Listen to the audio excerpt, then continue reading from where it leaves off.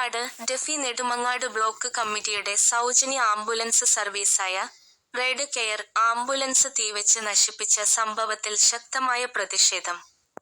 നെടുമങ്ങാട് ജില്ലാ ആശുപത്രിയുടെ മുന്നിൽ പാർക്ക് ചെയ്തിരുന്ന ആംബുലൻസാണ് കഴിഞ്ഞ ദിവസം രാത്രി 11:50-ന് ശേഷം പൂർണ്ണമായും കത്തി നശിച്ചത്.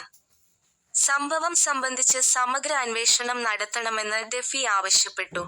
പാവപ്പെട്ട രോഗികൾക്ക് വലിയ ആശ്വാസമായിരുന്ന ആംബുലൻസ് സർവീസ് നശിപ്പിച്ചത് ജനങ്ങൾക്കിടയിൽ പ്രതിഷേധത്തിന് ഇടയാക്കിയിട്ടുണ്ട്. ഡെഫി ഏറ്റെടുത്ത് നടത്തുന്ന ജീവകാരുണ്യ പ്രവർത്തനങ്ങളിൽ അസ്വസ്ഥത പ്രകടിപ്പിക്കുന്ന വർഗീയ വലതുപക്ഷ സാമൂഹ്യ വിരുദ്ധ ശക്തികളാണ് ഇതിന് പിന്നിലെന്ന് ഡെഫി നേതൃത്വം ആരോപിച്ചു.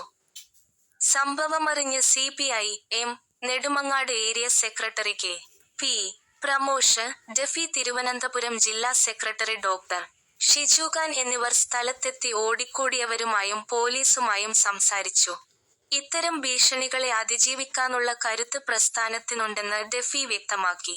സംഭവത്തിൽ ശക്തമായ പ്രതിഷേധം ഉയർത്തുമെന്ന് DYFI Nedumangad block secretary K.R.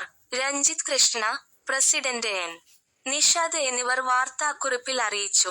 ആക്രമണത്തിൽ പ്രതിഷേധിച്ചുകൊണ്ട് ഒക്ടോബർ 20-ന് നെടുമങ്ങാട് ടൗണിൽ പ്രതിഷേധ പ്രകടനം നടത്തുമെന്നും നേതൃത്വം അറിയിച്ചു.